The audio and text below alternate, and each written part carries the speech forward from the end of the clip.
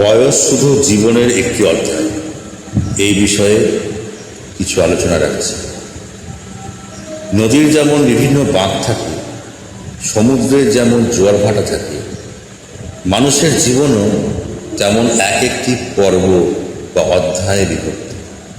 এই পর্বগুলোকে আমরা পরিমাপ করি বয়স দিয়ে। শৈশব, কৈশোর, যৌবন, পৌরত্ব এবং বার্ধক্য, এগুলো আসলে জীবনে এক একটি পৃষ্ঠা উল্টানোর মতো। কিন্তু দুঃখজনকভাবে সমাজ প্রায় বয়সকে একটি সীমাবদ্ধ গণ্ডি হিসেবে দেখে। অথচ সত্য এটাই যে বয়স কেবল একটি সংখ্যা এবং জীবনের খাতার একটি নির্দিষ্ট অধ্যায় মাত্র। এটি কখনো পুরো জীবন বা মানুষের সম্ভাবনার শেষ কথা হতে পারে না।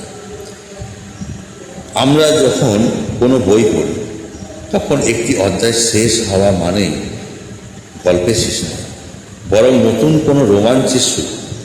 মানুষের বয়সও ঠিক তাই। জীবনের এক একটি বয়সে মানুষের অভিজ্ঞতা, চিন্তাভাবনা এবং দৃষ্টিভঙ্গি পরিবর্তন করে। শৈশব এবং কৈশোর, এই অধ্যায়টা জানার, শেখার এবং কৌতূহলের। যৌবন একটি কর্মোদ্যম, স্বপ্ন পূরণ এবং লড়াইয়ের অধ্যায়। বার্ধক্য এটি অভিজ্ঞতা, প্রজ্ঞা এবং জীবনের গভীরতা অনুভবের সময়। একটি অধ্যায় পার হয়ে যাওয়ার অর্থ এই নয় যে মানুষের জীবনের সার্থকতা ফুরিয়ে গেল, বরং প্রতিটি অধ্যায়ের নিজস্ব একটি সৌন্দর্য এবং প্রয়োজনীয়তা রয়েছে। বয়স বাড়ার সাথে সাথে শরীরের চামড়া কুঁচকে যেতে পারে, কিন্তু মনের উদ্যমকে সতেজ রাখা সম্পূর্ণ মানুষের নিজের উপর নির্ভর করে। চিকিৎসা বিজ্ঞান এবং মনোবিজ্ঞান প্রমাণ করেছে যে মানুষের মস্তিষ্ক এবং মন যে কোনো বয়সেই নতুন কিছু শিখতে এবং মানিয়ে নিতে সক্ষম। একে বলা হয় মানসিক তরতাজা ভাব।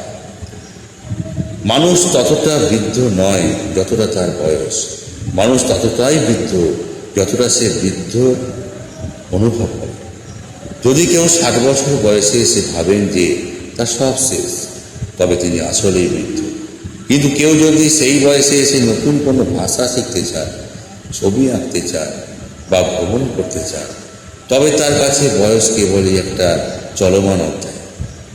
ইতিহাস ঘাঁটলে দেখা যায় বা বোঝা যায় পৃথিবীর বড় বড় এবং যুগান্তকারী বহু কাজ মানুষ এমন বয়সে করেছেন যা তথাকথিত সমাজের চোখে অবসর নেওয়ার বয়স।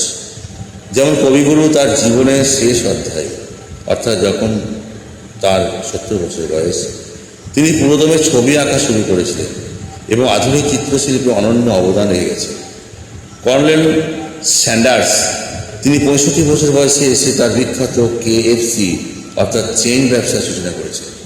এইরকম বহু বিজ্ঞানী, লেখক এবং সমাজ সংস্কারক তাদের জীবনের শেষ অধ্যায়ে এসে পৃথিবীর শ্রেষ্ঠ সৃষ্টিগুলো উপহার দিয়ে গেছে। এমন উদাহরণ প্রমাণ করে যে বয়সের অধ্যায়টি কেবলই একটি সময়কাল, তা মেধা বা স্বপ্নের সমাপ্তি নয়। আধুনিক বিশ্বে এনজাইম বা বয়স বৈষম্য একটি বড় সমস্যা। নির্দিষ্ট বয়সের পর মানুষের সক্ষম নাই বা অচলভাবে ভেবে নেওয়া এক প্রবণতা সমাজে দেখা যায়।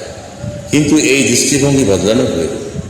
বয়সকে জীবনের শেষ সীমানা না ভেবে একে অভিজ্ঞতা একটি সমৃদ্ধ ভাণ্ডার হিসেবে দেখা উচিত। প্রবীণদের অভিজ্ঞতা এবং তরুণদের উদ্দীপনা, এই দুয়ের মেলবন্ধনই একটি সুন্দর সমাজ গড়ে উঠতে পারে। জীবনকে যদি একটি দীর্ঘ যাত্রা হিসেবে বিবেচনা করা হয়, তবে বয়স হলো সেই যাত্রাপথের মাইল ফলক মতো। মাইল ফলক যেমন যাত্রার শেষ নির্দেশ করে না, কেবল কতটুকু পথ পার হওয়া গেল তা দেখায়, বয়সও তেমনি। তাই বয়স বাড়ার সাথে সাথে জীবনকে গুটিয়ে না নিয়ে প্রতিটি নতুন অধ্যায়কে নতুন আনন্দে বরণ করে নেওয়া উচিত।